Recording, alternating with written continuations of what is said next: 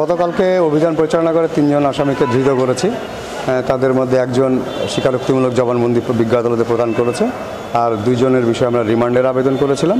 5 দিনের রিমান্ডের আবেদন করি। বিজ্ঞ আদালত আমাদের রিমান্ডের আবেদন পর্যালোচনা করেন এবং আমাদের হিয়ারিং শুনে সন্তুষ্ট হয়ে 2 দিনের রিমান্ড মঞ্জুর করছেন। আমরা সেই 2 জনকে আবার থানায় নিয়ে যাচ্ছি। এই যে মাস্টার মাইন্ড ছিল সেটা হলো মাবিয়া খাতুন, একজন ওই বাসার ভাড়াটিয়া, আর তার 2 জন সঙ্গী ছিল, একজন হলো মুসলিম আর একজন হলো সুমন।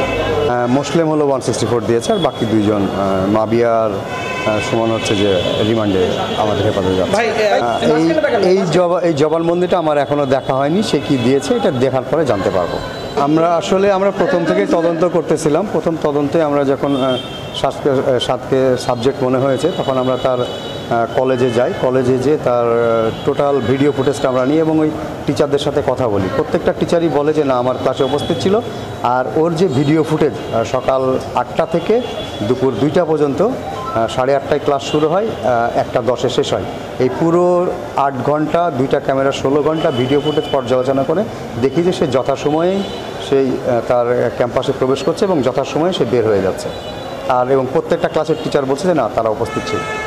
ভাই, এটা তাদের সাথে কথা বললে ভালো হয়, এ বিষয়ে কোনো কমেন্টস নেই। মার্ডার মামলার আলামত কিছু উদ্ধার হয়েছে, স্যার ব্রিফিং দিবে। আচ্ছা, ওই ভিকটিমের 2টা মোবাইল উদ্ধার হয়েছে, আর ওই বাসায় যে রাউটার খোয়া গেছিলো, রাউটার উদ্ধার হয়েছে। আর ওই বাসায় তারা তালা দিয়ে পালিয়ে গেছিলো, চাবিটা নিয়ে গেছে, সেই চাবিটা মাবিয়ার বাসা থেকে উদ্ধার হয়েছে। পাশাপাশি যেই ভ্যানে করে তারা এই ঘটনাটা ঘটিয়ে চলে গেছে, সেই ভ্যানটাও সুমনের বাসা থেকে উদ্ধার হয়েছে।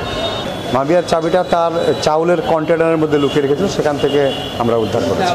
সে তো জানে, সে তো পরে ওই বাসায় ভাড়া থাকে, 4th তলায় ভাড়া থাকে, সে মাঝে মধ্যে যায় আসে, সে জানতো যে ওই চাবিটা কোথায় রাখা থাকে।